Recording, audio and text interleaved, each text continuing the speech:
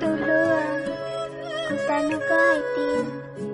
Bây giờ nhỏ học có lưu xia tôi chỉ muốn cô lại nói.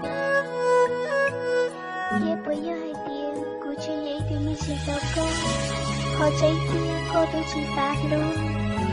Cô trở lại đa cùng một học nữa. Học mong một học đi. Cô yêu chịu luôn bây giờ năm. Bây giờ chỉ luôn họ chỉ khía đâu cô. Ê yo che cô anh ấy nhớ cho linh ngô. Cô là nhớ cho lúc cô mà liều. Cô yi bao tiền cô dạy thứ như sẽ đâu có. Nếu tôi chỉ mong thì đã chỉ nhớ cho tiền nó đâu có. Chỉ xa lưu khía đâu cô chỉ tôi sẽ đâu có.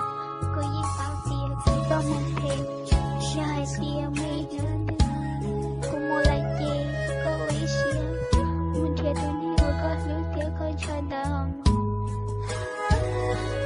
Cô yi bao tiền cô cho thác cô nhớ cho tiền nó. Cô tranh kia cô yi chỉ lưu.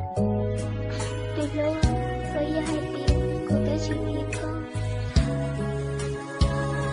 Cô yi hai tiền cô tới chỉ thiệt cô. Để cô tới chỉ sáng luôn. Tới chỉ cô chỉ tôi xía cho cô. Tôi tiếc cô yêu ở tao lên nó cho cô.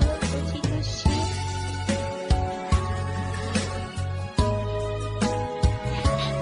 Tôi yêu mua lại mà nhớ có nữa. Tao có câu mà muốn thiệt là nên có luôn. Mình thiệt mất ức tươi. Câu mình thiệt tao đến hệ ủa có lưu thiệt có nhẹ nó chết. Có chỉ thâu ở đó để tôi xía dạ để khâu ở đâu của.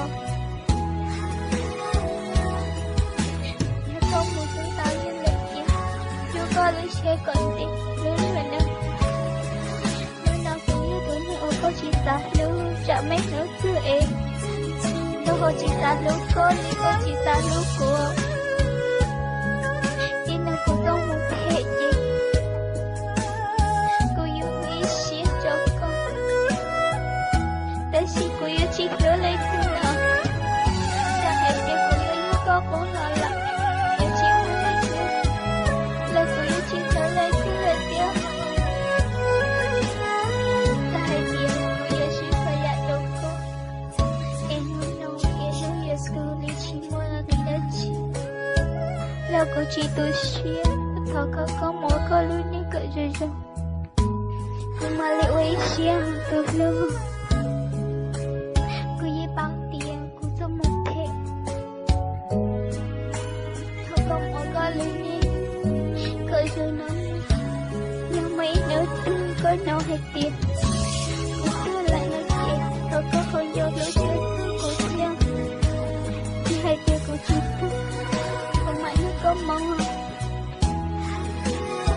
Nhát hại hơi lỗi chỉ chạy nghĩa chỉ muốn mình ơi chỉ là. Ta chỉ cô yêu ở chàng vô cô muốn thoát nấu thương. Cô yêu thì cô yêu chỉ vô cô là. Ê cô yêu ở chàng vô cô. Nếu thương lúc thì ơi xin gia đình nói chuyện.